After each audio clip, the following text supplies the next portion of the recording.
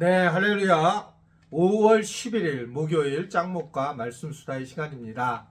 오늘 우리에게 주시는 말씀은 사무엘상 23장 24절부터 29절의 말씀인데요. 하나님 말씀을 보시겠습니다. 그들이 일어나 사울보다 먼저 시브로 가니라. 다윗과 그의 사람들이 광야 남쪽 마온 광야 아라바에 있더니 사울과 그의 사람들이 찾으러 온 것을 어떤 사람이 다윗에게 아뢰매 이에 다윗이 바위로 내려가 마온 황무지에 있더니 사울이 듣고 마온 황무지로 다윗을 따라가서는 사울이 산 이쪽으로 가매 다윗과 그의 사람들은 산 저쪽으로 가며 다윗이 사울을 두려워하여 급히 피하려 하였으니 이는 사울과 그의 사람들이 다윗과 그의 사람들을 에워싸고 잡으려 함이었더라. 전령이 사울에게 와서 이르되 급히 오소서 블레셋 사람들이 땅을 침노하나이다. 이에 사울이 다윗 뒤쪽 길을 그치고 돌아와 블레셋 사람들을 치러 갔으므로 그곳을 셀라마누 곳이라 칭하니라. 다윗이 거기서 올라가서 엔게디 요새에 머무니라. 다윗은 이제 사울을 피해서 계속적으로 피신을 하게 되는데요.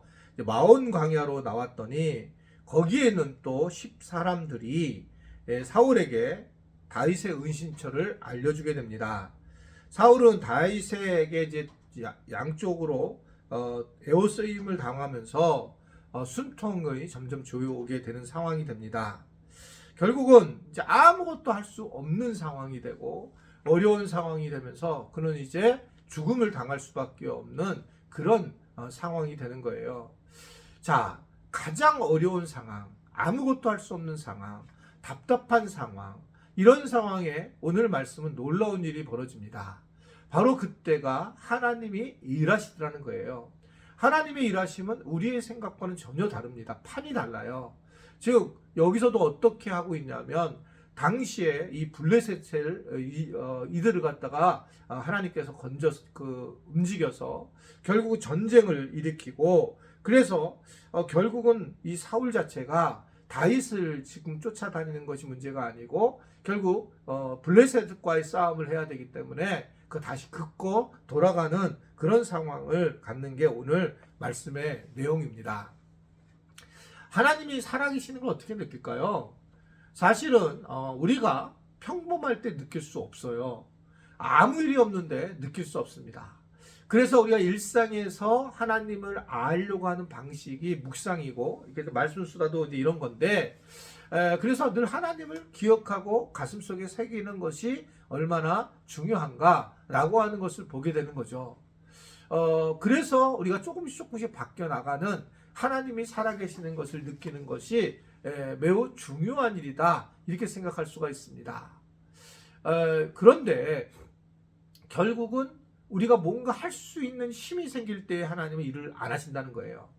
정말 우리가 진이 빠지고 아무것도 할 수 없고 두 손을 들 때 하나님은 예상치 못한 부분으로 일을 하시는 경우가 많습니다. 저는 이제 지금은 그런 경험이 없지만 교회를 개척하거나 건축할 때에는 상당히 이런 일이 많았습니다. 저희 교회가 건축을 이제 막 하고 있는데 건축하고 있으니까 다 건축을 해야지 은행에서 돈을 빌려주는데 중간에 돈을 빌릴 데가 없는 거예요.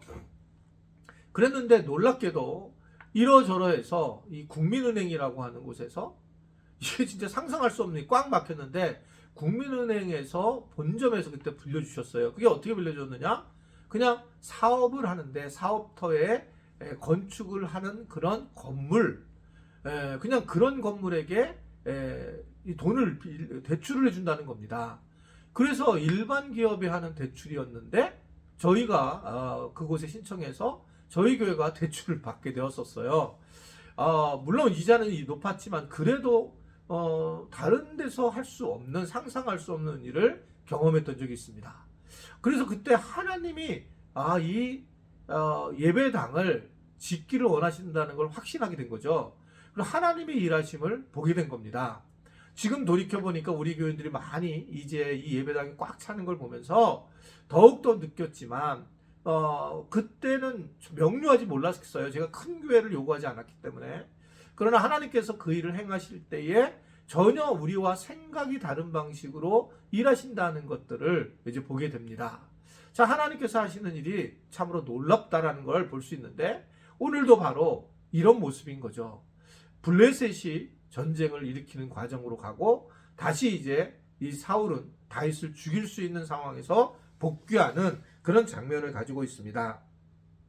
결국은 그 이스라엘의 왕으로서 해야 할 일이 뭐냐?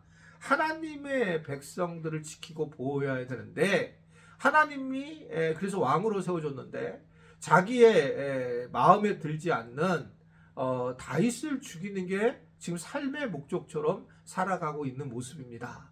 그러자 이 모든 지금 이스라엘 백성들이 누려야 할 것은 누리지 못하고 외부에서 침입을 하는 상황이 되는 거예요. 그래서 이 전체를 바라보는 게 얼마나 중요한가라는 걸 생각하는 겁니다. 목회자로서도 마찬가지예요. 저도 사실은 그냥 교회를 개척했기 때문에 처음에는 재정적인 부분이 구별이 안 됐었죠. 그래서 이 부분을 가지고 때문에 제가 굉장히 어려운 일을 당하는 것도 마땅한 일이고 또 그랬어야 됐습니다. 그때는 이제 저희 집에 있는 숟가락이 교회에 있는 교인들과 같이 쓰게 되고 제가 있는 돈을 털어서 그냥 교회 돈을 하게 되고 뭐 개척했으니까 그런 구조로 왔다가 좀 이제 교회가 커지면서 이걸 갖다가 해결을 해야 되는데 해결하지 못하는 상황이 되었어요. 그런데 지금은 이제 우리 장로님들과 우리 목사님들이 참여를 해서 제가 재정 절대로 마음대로 못 쓰고 부서에 딱 그 장로님들의 관할 아래서 제가 물어보고 써야 되고 이런 이제 구조가 된 거죠. 그러면서 이제 교회를 전체적으로 바라보는 쪽에 저는 신경을 쓰고 우리 장로님들과 목사님들이 이제는 구체적인 그런 부분들과 함께 위로하거나 도움을 주는 일을 하고 있습니다. 제가 예전하고 좀 달라진 부분이고 이게 맨 처음엔 되게 저한테는 어려웠지만 이것이 지금이 얼마나 귀한 일인가라는 것을 이번 또 이렇게 말씀 수다를 통해서 한번 다시 나누게 됩니다. 참 감사한 일이고 교회가 더 재정적인 민주화가 이루어졌어요. 그래서 지금 재정적으로는 제가 볼 때는 제가 마음대로 썼다가는 큰일 납니다. 그리고 다른 부서에서도 마음대로 써도 안 됩니다. 다 보고 있어요, 서로 간에.